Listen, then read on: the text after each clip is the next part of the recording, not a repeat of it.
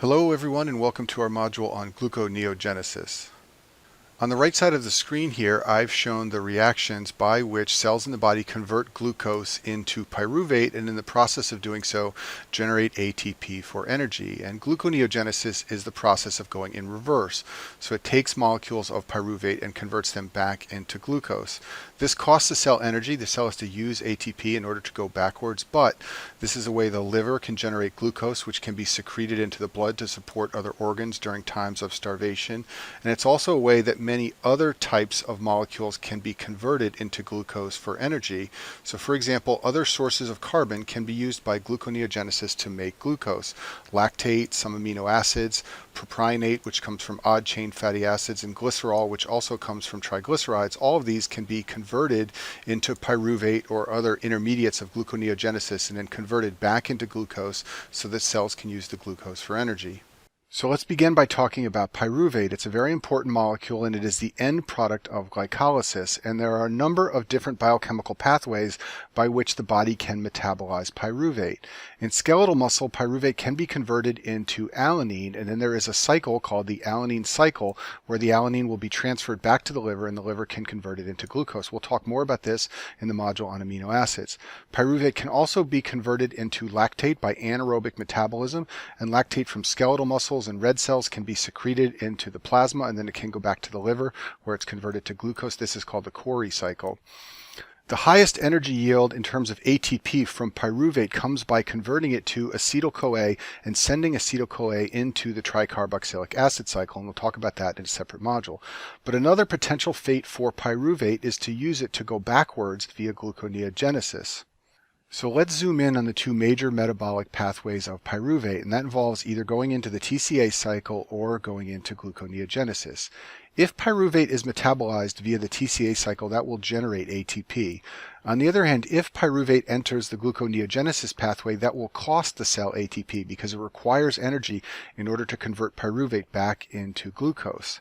So you can imagine that it would make no sense for a cell to be simultaneously metabolizing pyruvate by both of these pathways. It would be generating ATP by this pathway over here and then spending it on gluconeogenesis, and it would be wasting its efforts. So the cell wants to go one direction or the other. So how does it do that? Well, it does that by using acetyl-CoA as an indicator of the metabolic activity of the cell. The TCA cycle generates a lot of ATP. That's why the ATP level goes up when pyruvate is metabolized this way. And ATP is an inhibitor of many of the enzymes of the TCA cycle. That means that when ATP levels get high, the TCA cycle becomes inhibited and levels of acetyl-CoA begin to rise inside of a cell. Well, it turns out that acetyl-CoA is a very important activator of pyruvate carboxylase. It's called an allosteric activator because it changes the conformation of the enzyme and makes it more active. This is a brilliant system. It means that when there's a lot of ATP around, the TCA cycle will be shut down, acetyl-CoA levels will rise, pyruvate carboxylase will be turned on, and we will start metabolizing the pyruvate into gluconeogenesis so it can go back into glucose and supply other cells of the body with energy. So a key point here is that pyruvate carboxylase is inactive without acetyl-CoA. Acetyl-CoA is such a powerful allosteric activator that the enzyme has no activity unless acetyl-CoA is around, and that is how the cell makes sure that it's not simultaneously doing both of these pathways at the same time. So once a cell has decided that it wants to commit to gluconeogenesis, the first step is to synthesize phosphoenolpyruvate. If we go back to our overview slide here, the last step of glycolysis is the conversion of phosphoenolpyruvate into pyruvate, and this is an irreversible step of glycolysis. So in order for gluconeogenesis to occur, the cell is going to have to use other pathways to get around this irreversible step and synthesize phosphoenolpyruvate from pyruvate. In order to convert pyruvate into phosphoenolpyruvate, cells use a two-step process. The first step of the process is catalyzed by an enzyme called pyruvate carboxylase. This enzyme adds a COOH group to pyruvate in order to create a molecule of oxaloacetate. This enzyme uses CO2 as the source of the extra carbon group that it is adding to pyruvate. It also uses ATP. And carboxylase enzymes that use CO2 and ATP always require biotin as a cofactor. We'll talk more about this vitamin in a minute. The second step of the process is catalyzed by an enzyme called phosphoenolpyruvate carboxykinase. It's often just called PEPCK. This enzyme uses GTP as a phosphate donor group to add a phosphate group to oxaloacetate and create a molecule of phosphoenolpyruvate. Now, most of gluconeogenesis occurs in the cytosol, but this first step, conversion of pyruvate to oxaloacetate, occurs in the mitochondria. The mitochondria then uses the malate shuttle to get the oxaloacetate out into the cytosol for the second step, and I talk in more detail about how the malate shuttle works in the module on oxidative phosphorylation. So let's talk in a little more detail about the vitamin biotin. Biotin is a cofactor for carboxylation enzymes, and these are enzymes that catalyze the addition of one carbon groups via carbon dioxide. Specifically, they catalyze the addition of a carboxylic acid group. A carboxylic acid group is a COOH, and this is what a carboxylation enzyme will add to a molecule in the reaction that it catalyzes. There are three important metabolic enzymes where biotin is a cofactor. The first one is pyruvate carboxylase, which we're talking about in this module, also acetyl-CoA carboxylase and propionyl-CoA carboxylase. If we go back 2 slides, we can see that pyruvate carboxylase adds a carboxylic acid group to pyruvate, and it adds the carbon from CO2, and it uses ATP. And anytime you see a carboxylase enzyme that uses CO2 and ATP, it is going to require biotin for a cofactor. All of the carboxylase enzymes that require biotin as a cofactor use these two molecules in the reaction that they catalyze. Deficiency of biotin is very rare because the vitamin is widely distributed in the foods that we consume. One way people can rarely get a biotin deficiency is from massive consumption of raw egg whites. You need to eat an enormous number of raw egg whites in order to become biotin deficient, but raw egg whites contain a glycoprotein called avidin, which can bind to biotin and make you deficient in the vitamin. The symptoms of biotin deficiency are dermatitis, which will be inflammation of the skin, glossitis, inflammation of the tongue, loss of appetite, and also nausea. Very rarely children are born with a deficiency of the enzyme pyruvate carboxylase, and they will present with failure to thrive, and they will have high levels of pyruvate and also high levels of lactate and a lactic acidosis. If we go back to our overview slide of pyruvate, when levels of ATP get high, the tricyclic acid cycle backs up, so pyruvate cannot be metabolized this way. The level of acetyl-CoA will rise, and that would normally drive pyruvate into gluconeogenesis, but because pyruvate carboxylase is deficient, this pathway is cut off. This means that pyruvate will be driven towards lactate, and therefore the child will have a lactic acidosis. They can also have a high alanine level as well, and that's because metabolism to alanine or lactate are the only two pathways open to pyruvate when pyruvate carboxylase is deficient. So back to our steps of gluconeogenesis. Once we have synthesized a molecule of phosphoenolpyruvate from pyruvate, we can then go backwards through glycolysis until we reach a molecule of fructose 1,6-bisphosphate. If we go back to our overview slide of glycolysis here, once gluconeogenesis has synthesized a molecule of phosphoenolpyruvate from pyruvate, it can then go backwards through the reversible reactions of glycolysis until it reaches the level of fructose 1,6-bisphosphate. This reaction right here is irreversible, so gluconeogenesis requires its own enzyme to get around this and synthesize a molecule of fructose 6-phosphate. Recall that the glycolysis enzyme that converts fructose 6-phosphate into 1,6-bisphosphate is called phosphofructokinase 1.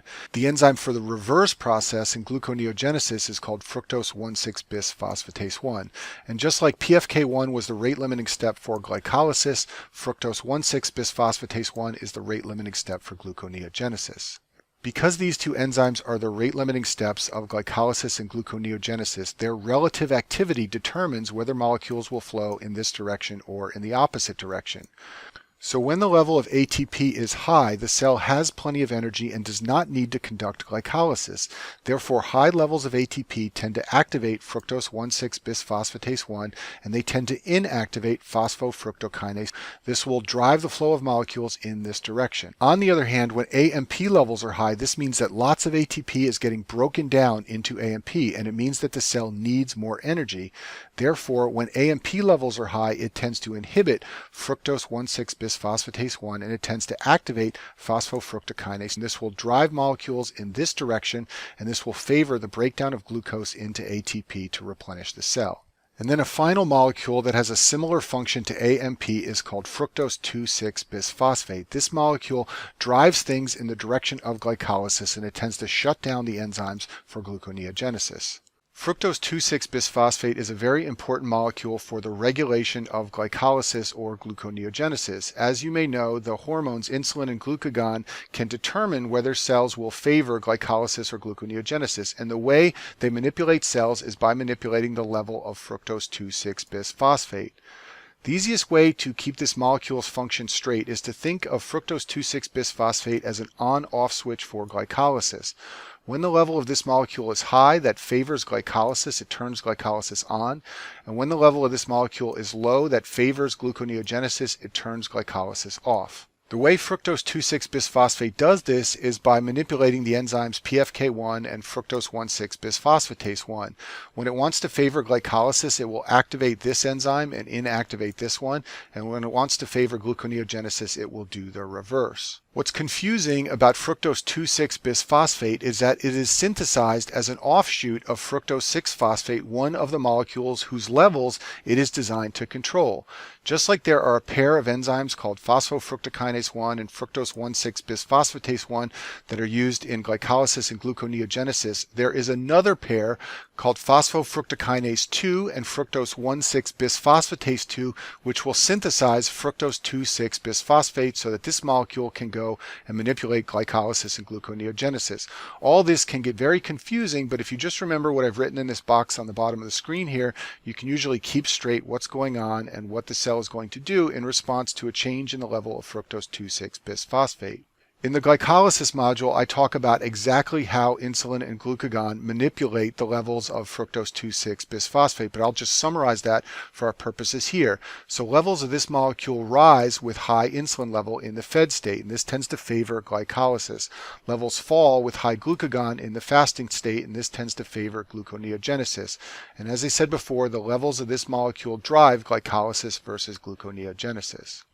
The step of glycolysis where fructose 6-phosphate is converted to fructose 1,6-bisphosphate by PFK1 is the rate-limiting step of glycolysis. The reverse step is the rate-limiting step of gluconeogenesis. So it's very high yield if you can remember what makes these two steps go or slow down. So I've drawn it on the screen as a stoplight with things that make each enzyme go and things that make each enzyme stop. So when phosphofructokinase 1 is activated, that will favor glycolysis, and things that activate this enzyme include the levels of AMP and the levels of fructose 2,6-bisphosphate. Things that slow this enzyme down include ATP and citrate, and all of this should make intuitive sense to you. The level of AMP will be high when the cell needs energy. The level of ATP will be high when the cell does not need energy. Citrate comes from the citric acid cycle, so when this level is high, it means that there are lots of mediators of the citric acid cycle, and therefore it will slow down glycolysis. The molecules that activate the enzyme fructose 1,6-bisphosphatase and therefore that activate gluconeogenesis are essentially the reverse of the other side. So when levels of AMP are high, the cell is wanting for energy and it does not want to perform gluconeogenesis and spend ATP to synthesize glucose. When levels of ATP are high, the cell has lots of energy and therefore it wants to do gluconeogenesis and synthesize glucose from other carbon sources. Back to our steps for gluconeogenesis, the final step in conversion of pyruvate to glucose is the conversion of glucose 6-phosphate into glucose. Back to our overview slide, once we have converted fructose 1,6-bisphosphate into fructose 6-phosphate, we can then go backwards through glycolysis until we reach glucose 6-phosphate. This is an irreversible step of glycolysis, so gluconeogenesis requires its own enzyme to synthesize a molecule of glucose. The enzyme that does that is called glucose 6-phosphatase, and it is found predominantly in the liver and the kidneys. These are the two organs that can synthesize glucose and secrete it into the plasma to supply other tissues like that of the brain. Other organs that do not have glucose 6-phosphatase can still perform gluconeogenesis. However, the process stops at a molecule of glucose 6-phosphate, which can then be shunted towards glycogen and stored for later use. Glucose 6-phosphatase removes this phosphate from the 6-carbon of glucose to synthesize a molecule of glucose. And importantly, this reaction occurs in the endoplasmic reticulum. They like you to know that for step 1 of your boards. So here's a summary slide of the steps of gluconeogenesis by which pyruvate is converted back into glucose. So for pyruvate to get to phosphoenolpyruvate, there is a 2-step process to get around this irreversible step of glycolysis. Remember that acetyl-CoA is a very important allosteric activator of pyruvate carboxylase for this step of gluconeogenesis. In going from fructose 1,6-bisphosphate to fructose 6-phosphate, there's a 1-step process. Remember that this is the rate-limiting step. It's activated by high levels of energy in the cell, represented by high levels of ATP, and it's inhibited by levels of AMP and fructose 2,6-bisphosphate, as I described before. And fructose 2,6-bisphosphate is where insulin and glucagon exert their effects on glycolysis versus gluconeogenesis. And then finally, the last step of gluconeogenesis is conversion of glucose 6-phosphate into glucose. Now, fructose 2,6-bisphosphate is not the only place where insulin and glucagon can exert their effects. There are other steps in this process where those two hormones have been shown to exert influence. Glucagon has been shown to inhibit the conversion of phosphoenolpyruvate to pyruvate. This slows down glycolysis. Insulin has the opposite effect. Glucagon has also been shown to activate the conversion of glucose 6-phosphate to glucose. Insulin has the opposite effect. A word about all the different substrates that can feed into gluconeogenesis in order to create molecules of glucose to use for fuel.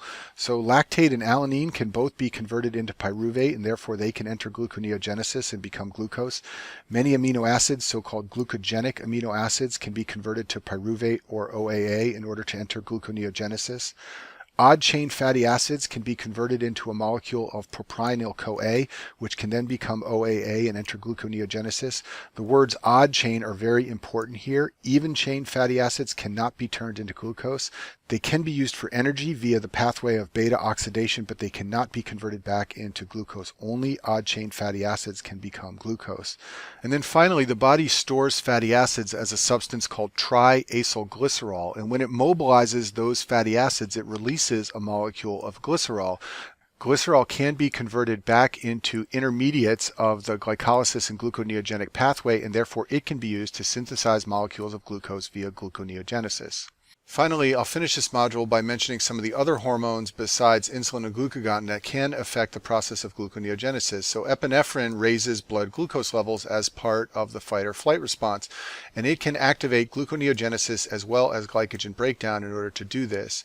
Cortisol can increase the gluconeogenesis enzyme levels inside of cells, and hyperglycemia is a common and well-described side effect of patients who take steroid drugs, which work in an analogous manner to cortisol. These can raise the blood sugar level, and patients who take long-term steroids sometimes can develop steroid-induced diabetes. And then finally, thyroid hormone also increases the activity of the gluconeogenic pathway and all its enzymes and intermediates. And that concludes our module on gluconeogenesis.